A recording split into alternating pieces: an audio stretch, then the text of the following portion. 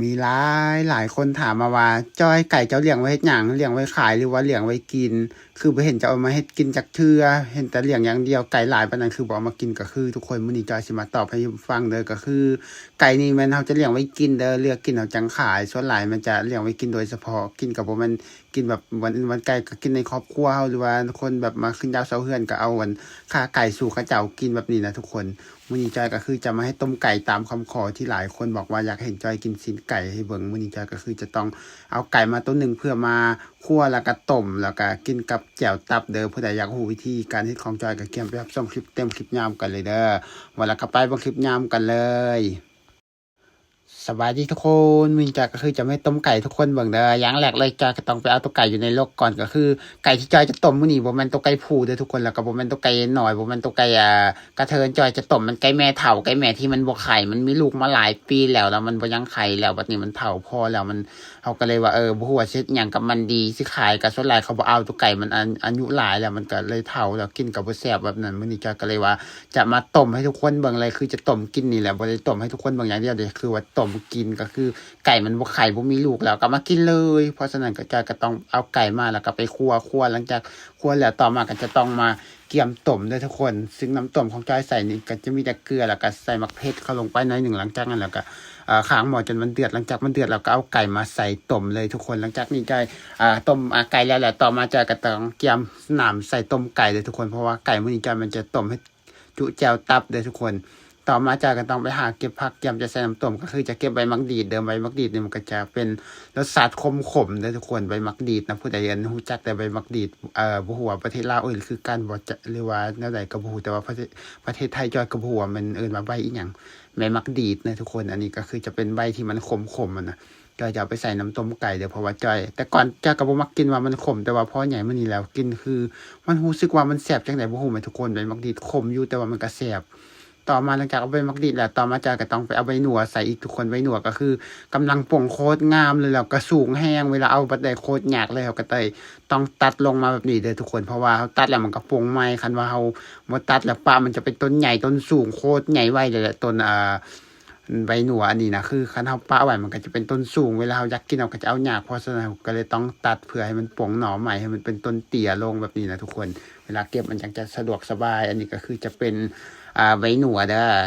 ใบหนวดก็คือจะเป็นใบใหญ่ๆแบบนี้เลยทุกคนเรากินยอดอ่อนมันแบบนี้แหละเขาตัดแล้วมันก็ป่งใหม่เรื่อยๆนะทุกคนใบหนวดคือแบบว่าป่งไวแห้งแล้วก็เป็นต้นใหม่เนื้ออ่อนแล้วก็เยอะโคตรไวเลยหลังจากได้มาแล้วต่อมาจะก็ต้องเกี่ยมมาล้างน้ำด้วยทุกคนผักที่จอยจะใส่น้ำต้มไก่คือล้างน้ำก็คือบ่ได้ยากเลยทุกคนล้างง่ายๆแห้งพรบ่มีขี้ดินติดบ่มีหยังติดเลยมันอยู่ปลายใหม่อยู่แล้วนะ หลังจากแล้วมาต่อมาเบิ่งอันซีนไก่ที่จอยต้มไว้โดนสักพักหนึ่งทุกคนเบิ่งมันก็คือสุกเลยเด้อซีนไก่ใช้ตอนแรกจอยก็ว่าสิต้มให้มันเปื่อยแต่เบิ่งทรงแล้วทุกคนต้มมาเป็นชั่วโมงแล้วมันก็บ่มียามว่าสิเปื่อยดอกเพราะมันเป็นไก่แม่เฒ่าแม่ไก่แม่โคตรเฒ่าโคตรหยาบเลยกินโคตรลำบาก แล้วนี่มันไก่แม่ที่มันบ่อันนี้ลูกโดนแล้วนี่นะมันจะเอาอันซีนไก่ออกแล้วต่อมากับแป้งนัวใส่ลงไปแล้วก็แป้งนัวใส่แล้วก็ใบนัวใส่ลงไปเลยเด้อทุกคนอันนี้นะก็คือจะเป็น การเอาใส่น้ำต้มของเขาก็คือจะง่ายๆแบบนี้เลยทุกคนหลังจากนั้นฝากปิดไว้ต่อมาก็คือเกี่ยมเครื่องปรุงเวลาเขาเจ็ดแจ่วตับเลยทุกคนแจ่วตับที่ว่าก็คือแจ่วตับไก่นี่แหละแจ่วตับแจ่วเตอตัวไก่ที่เราต้มนี่ละหลังจากอันตับเตอมันเขาก็คือจะเอามาให้แจ่วเลยทุกคนเฮ็ดแบบว่าบ้านๆแบบสไตล์ของตัวเองเลยแต่ก่อนเซตอันนั้นจอยก็ต้องเกี่ยมผักหอมใส่ก่อนผักหอมที่จอยจะใส่ก็คือจะเป็นใบมะนาวแล้วก็สิเป็นผักกาดกำนั้นเป็นผักหอมเป้เลยทุกคนแล้วก็ผักหอมแพรวใส่เด้ออันนี้ก็คือเครื่องปรุงที่จอยจะใส่เวลาให้แจ่วตับเด้อก็คือต่อมาก็คือเอามะเขือไปจีๆแล้วต่อมาก็มาใส่ครกแล้วก็เกลือใส่แป้งนัวใส่หลังจากนั้นแล้วก็ตำเข้าไปแบบนี้เลยทุกคนแต่ว่าจอยลืมไปอย่างหนึ่งคือลืมใส่กระเทียม เกี่ยวครั้งนี้ลืมใส่กระเทียมด้วยทุกคนต่อมาเราตำมะเขือมันแหลกแล้วต่อมากระจังเอาอันตับตัวไก่เวลาซอยแล้วมาใส่ลงไปแล้วก็ตำให้มันแหลกเลยทุกคนหลังจากนั้นก็ใส่ผักหอมลงไปผักหอมที่เราซอยเมื่อกี้ละก็ตำให้มันเข้ากันแบบนี้เลยอันนี้สำหรับการเฮ็ดแจ่วตับของเราก็คือง่ายๆแบบนี้เลยเด้อทุกคนสำหรับการเฮ็ดแจ่วตับแบบบานๆต่อมาเอาควัดใส่ถ้วยแล้วก็เอาน้ำใส่น้อยนึง เอาน้ำใส่แล้วก็เอาบวงมาคนเลยให้มันเข้ากันเลยทุกคนหลังจากนี้ก็คือแล้วสำหรับการที่แจ่วตับก็คือง่ายแฮงเฮ็ดแบบนี้คือว่าจิบ่แม่นตักกินที่จริงแล้วมันโคตรแซ่บเลยเด้ทุกคนสำหรับเฮาเพราะว่าเฮามักแนวใดเฮ็ดกินแนวนั้นนะต่อมาก็มาเบิ่งหม้อมันก็คือแบบผักมันก็เปื่อยแล้วทุกคนก็เลยต้องปรุงเด้ออันนี้ก็คือผักมันเปื่อยแล้วก็ต้องปรุงหลังจากปรุงแล้วต่อมาก็คือเตรียมมาซอยซีนไก่อีกเทื่อนึงไก่ที่เราต้มมาแล้วก่อนเราจะกินเราต้องซอยตอนน้อยๆหน่อยนึงเด้อทุกคนว่าน้อยก็บ่น้อยดอกพอดีจับพอดีกินนั่นแหละเพราะว่าเวลาเราจะเอามือจิกนี่คือคันเราบ่ตัดบ่ซอยจังซี่มากินมันก็คือจะยากแฮงเพราะว่ามันโคตรหยาบเลยทุกคน มึงแต่อันตอนเอาจ้อยอันเอามีดตัดนี่แหละทุกคนกว่าสิขาดนี่คือบ่แม่นง่ายเลย เพราะว่ามันหยาบแฮงไก่แม่เฒ่า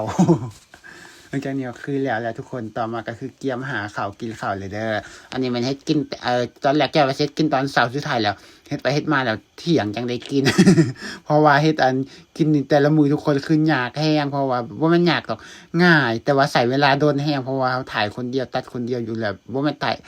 ตัวตัดคนเดียวคือแบบว่าตอนถ่ายก็ถ่ายคนเดียวอยู่แล้วน่ะใช้เวลาโดนอยู่แล้วน่ะทุกคนเวลาตัดก็ตัดคนเดียวแบบนี้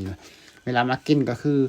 โคตรลำบากทุกคนคืออย่างที่เห็นเนี่ยกัดก่อนสิขาดก็บ่แม่นง่ายเพราะมันเป็นไก่แม่เฒ่าเด้อไก่แม่โคตรหยาบเลย คันมันบ่เฒ่าคือสิบ่ได้กินเพราะว่าหลักๆมันเราเลี้ยงไว้แบบว่าให้มันมีลูกแบบนี้มันพอมันบ่มีลูกเราจังเอามากิน ก็คือจะเป็นประมาณนี้แหละทุกคนก็คือแซ่บอยู่เด้อกับแจ่วตับแบบนี้ผู้ใดที่มักกินต้มไก่กับแจ่วตับแบบนี้ก็รู้สึกเลยว่าอยากกินแน่นอนเพราะว่ามันแซ่บแฮง ถึงหน้าตามันคือจังจะบ่แซ่บแต่จริงๆแล้วโคตรแซ่บเลยทุกคนสำหรับเฮามักเด้คันเฮาบ่มักคันคนบ่มักก็สิว่าบ่แซ่บคือว่าแหละ